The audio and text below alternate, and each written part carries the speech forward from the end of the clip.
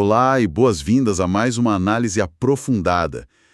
O nosso foco hoje é pegar uma daquelas declarações políticas recentes, sabe, daquelas que dominam todas as manchetes, e cruzar isso com dados demográficos reais, Uhum. estatísticas do governo mesmo. A missão é descobrir o que os números de fato têm a nos dizer.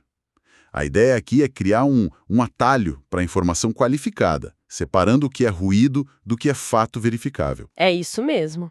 E o tema de hoje é um daqueles que exige bastante atenção aos detalhes. Com certeza. Porque mexe com sociologia, com matemática e com todo o debate público.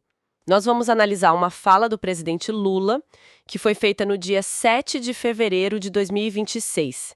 E nessa fala, ele afirmou que cerca de 90% dos evangélicos dependem de benefícios do governo, tipo Bolsa Família. Nossa, 90%? É o tipo de estatística que gera um impacto imediato, né? Assim que é dita no microfone. Gera mesmo. E logo de cara, antes da gente entrar de cabeça nesses números, é fundamental fazer um aviso de imparcialidade muito claro para quem está ouvindo a gente. Sim, importante. O objetivo dessa análise não é, sobre nenhuma hipótese, endossar ou criticar lados do espectro político. Nós não estamos aqui para defender esquerda, direita ou centro. Nosso papel é puramente imparcial. Exatamente. Vamos apenas relatar o que o material de origem e as fontes de dados nos mostram sobre essa afirmação específica. Apenas os fatos. E a grande vantagem de olhar para os dados é que os números não têm filiação partidária. Exato. O que nós vamos fazer é uma checagem rigorosa, cruzando essa declaração com as bases estatísticas que o próprio Estado brasileiro utiliza para formular suas políticas públicas. O foco é focado na precisão da informação. Perfeito. Sendo assim, para começar a colocar as coisas no seu devido lugar, vamos desempacotar isso. O ponto de partida dessa discussão aconteceu num cenário bastante específico, né? Foi durante o evento de comemoração dos 46 anos do PT, lá em Salvador, na Bahia. Isso, em fevereiro. Foi nesse contexto de palanque que a declaração foi feita. E para que a nossa audiência tenha a dimensão exata, a citação foi a seguinte, abre aspas, cerca de 90% dos evangélicos recebem os benefícios do governo. Nós não podemos esperar que eles falem bem de nós. Nós precisamos ir para lá, conversar, fecha aspas. E é muito importante olhar para o momento e o local dessa fala para entender a estratégia política que estava em jogo ali.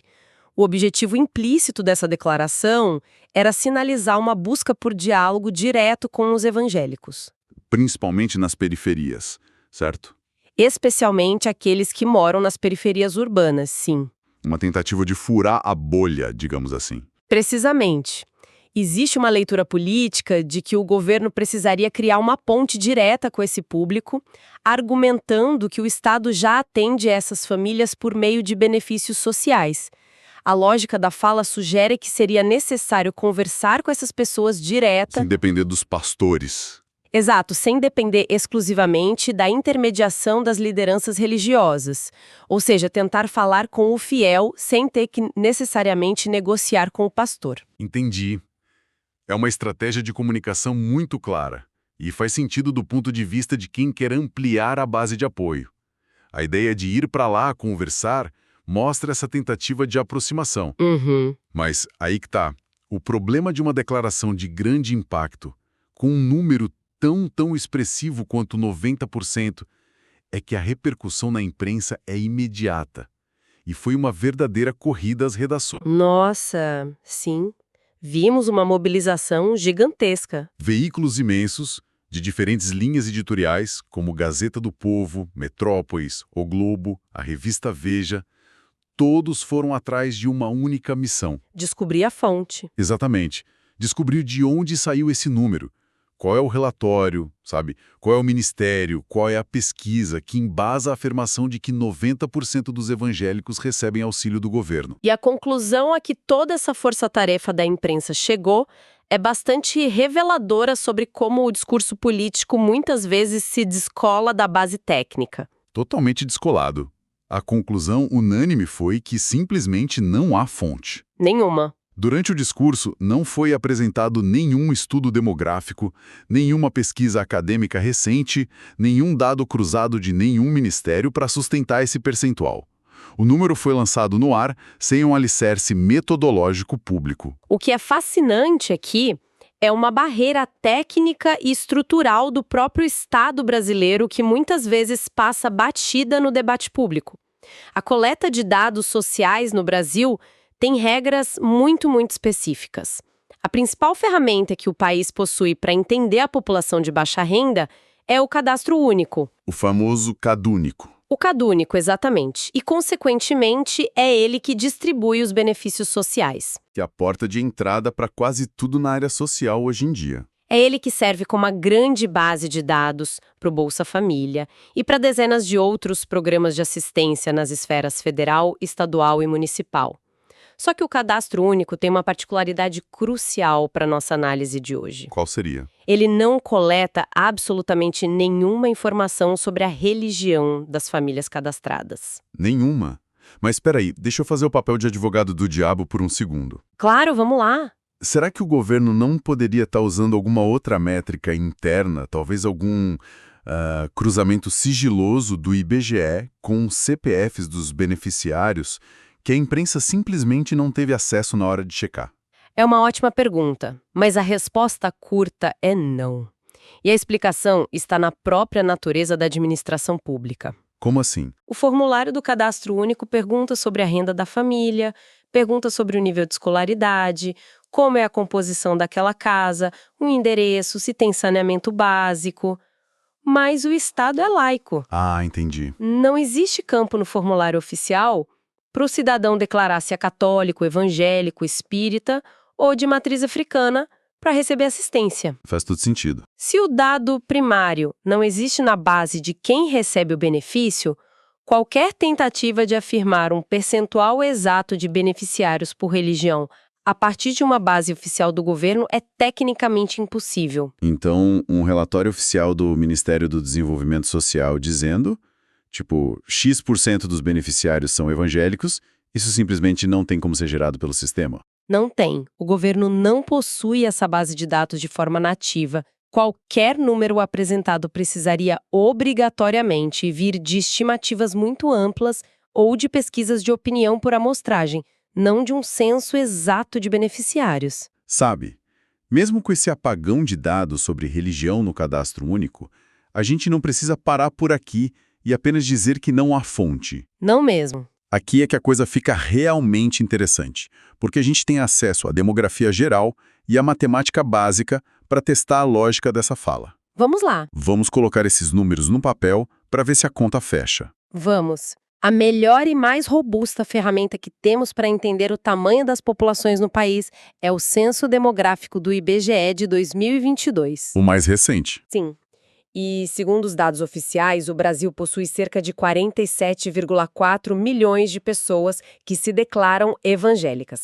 Para dar uma proporção, isso representa pouco mais de 1/4 da população brasileira. Cerca de 26,9%. Exato, 26,9%. Esse é o nosso universo total de evangélicos no país. Certo, estamos falando de uma base total de 47,4 milhões de pessoas. Agora vamos aplicar a porcentagem que foi dita no palanque a esse grupo. Os 90%. Isso, se pegarmos a afirmação literal de que 90% dos evangélicos recebem benefícios do governo, precisaríamos calcular 90% desses 47,4 milhões. O resultado dessa conta nos daria aproximadamente 42,6 milhões de evangélicos, dependendo de auxílios governamentais. Vamos guardar bem essa ordem de grandeza para quem está acompanhando a gente. 42,6 milhões de pessoas. E agora a gente olha para o outro lado da equação, que é o tamanho real dos programas sociais. O Bolsa Família, que é o carro-chefe da assistência social e o programa citado como referência o tempo todo, atende hoje entre 18 e 20 milhões de famílias no país inteiro. E como cada família tem mais de um integrante... Exatamente. Quando multiplicamos isso pela média de pessoas por domicílio, chegamos a um universo total que varia de 50 a 55 milhões de pessoas atendidas pelo programa.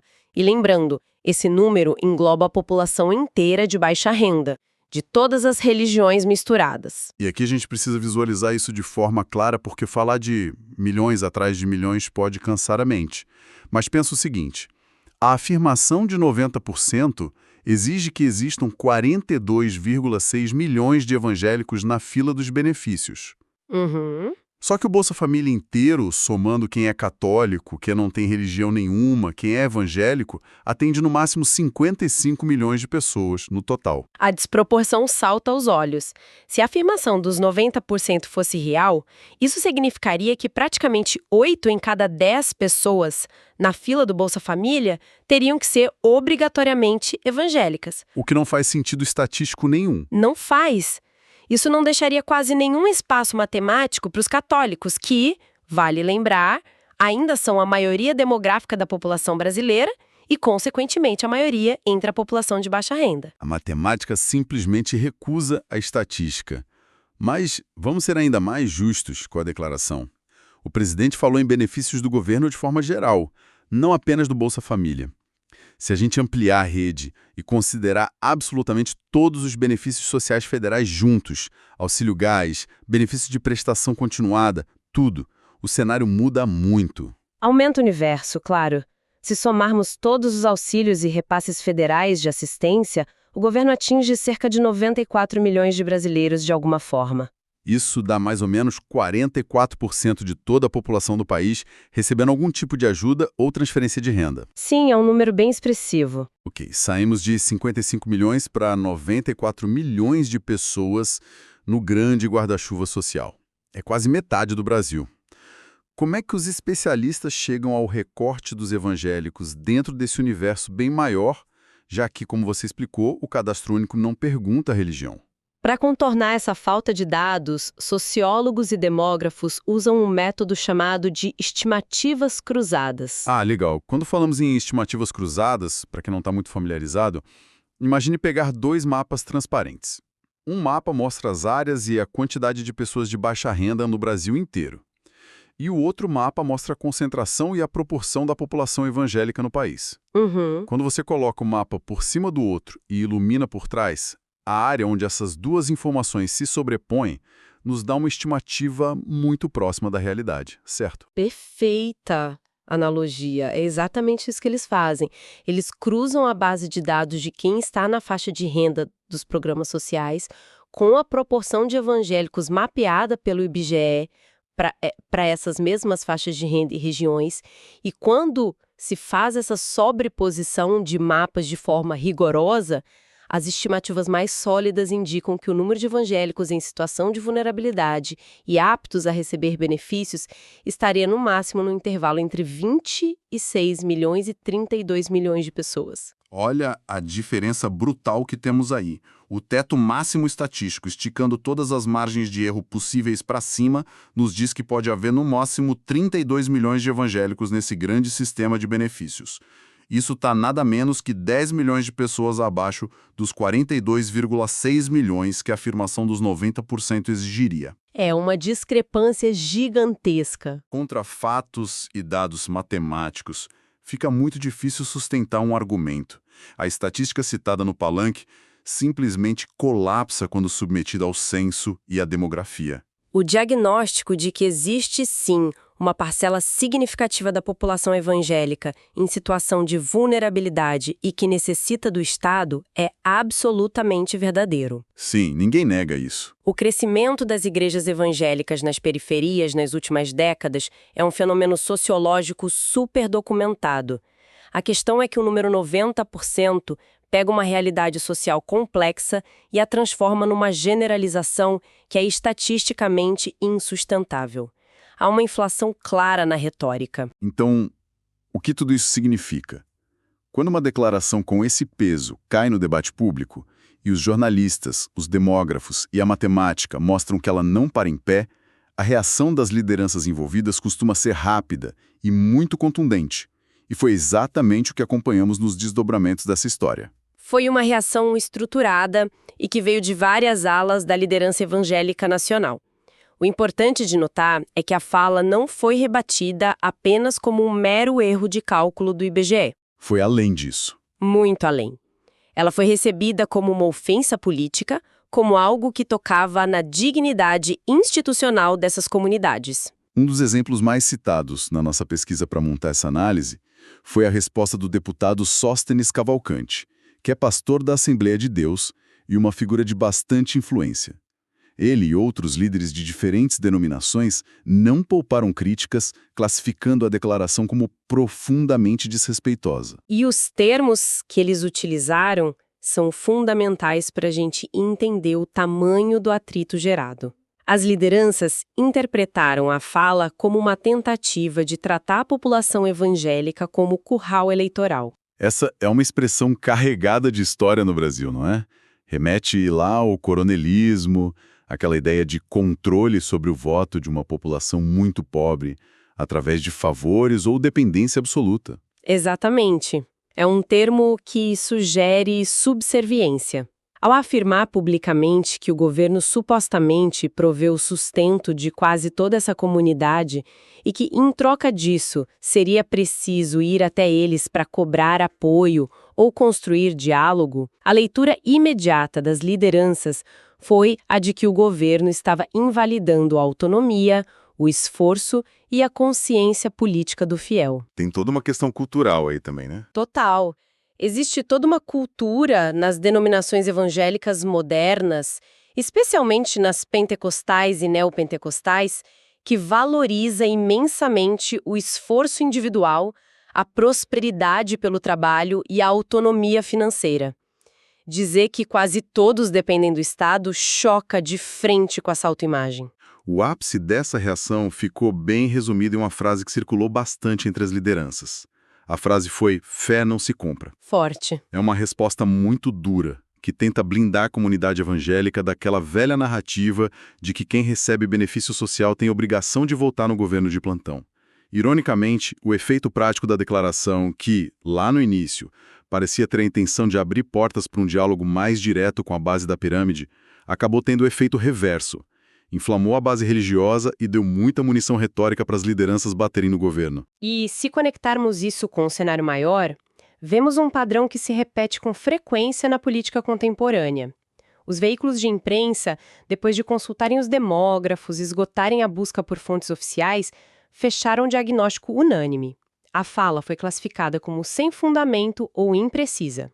Isso coloca a declaração no campo exclusivo da retórica política. Aquela velha retórica de palanque, que é desenhada para gerar aplauso, para mobilizar a militância que está ali na frente do palco, mas que desmorona assim que passa pela primeira camada de checagem de fatos. É isso, o veredito, pelo menos até que alguém consiga apresentar uma nova pesquisa metodologicamente transparente que prove o contrário, é que a afirmação não se sustenta na realidade verificável. Ela esbarra no vazio do cadastro único, que não pergunta religião, e esbarra na matemática do IBGE, que mostra que não há evangélicos suficientes no país para preencher os 90% de uma fila de benefícios do tamanho da que temos hoje. E olha como as coisas se conectam quando a gente destrincha a história inteira. Nós partimos de um discurso de aniversário de partido que tentava criar um atalho sociológico. Aquela ideia de nós ajudamos a maioria de vocês, então vamos conversar. E ao fazer o que nos propusemos hoje, submetendo essa narrativa ao teste dos dados, descobrimos primeiro um limite técnico fascinante do nosso Estado laico que impede o mapeamento da fé de quem recebe o Bolsa Família. O que é fundamental para a formulação de políticas imparciais. Exato. E depois, utilizando a matemática das estimativas cruzadas, descobrimos um abismo de mais de 10 milhões de pessoas entre o que foi dito no microfone e as estimativas demográficas mais generosas possíveis. O resultado não foi a aproximação desejada, mas sim atrito e respostas bem duras. Isso levanta uma questão importante, que talvez seja a maior lição de toda essa análise e que vai muito além dos milhões que a gente calculou aqui. Qual seria? Quando as estratégias de diálogo de um governo, de qualquer governo, são baseadas em suposições altamente estereotipadas sobre a condição de vida de um grupo religioso ou social, até que ponto isso não acaba criando pontos cegos muito graves na formulação de políticas públicas? Elabora um pouco mais sobre esses pontos cegos. Pense no planejamento do Estado. Se a percepção de quem desenha as políticas ou de quem tenta o diálogo está tão distante dos dados demográficos reais, será que as soluções propostas vão realmente atender às necessidades diversas, complexas e plurais dessas comunidades no longo prazo? É uma excelente provocação. Agir com base em caricaturas demográficas em vez de dados concretos costuma ser uma receita perigosa, porque você projeta soluções para uma realidade que só existe no palanque e não nas ruas. É um descolamento que merece muita reflexão. Uma reflexão sensacional para quem está acompanhando a nossa investigação levar adiante. É exatamente para isso que a gente se debruça sobre esses temas, para ir além da frase de efeito, entender como a máquina de dados funciona e entregar os fatos com a clareza que todo mundo que quer participar de um debate qualificado merece ter. Agradeço demais a companhia de quem ficou com a gente até aqui desvendando esses números. Foi ótimo. Muito obrigada a todos. E é sempre muito bom compartilhar essas descobertas. Um grande abraço, continuem sempre questionando, continuem buscando os dados originais e até a próxima análise profunda.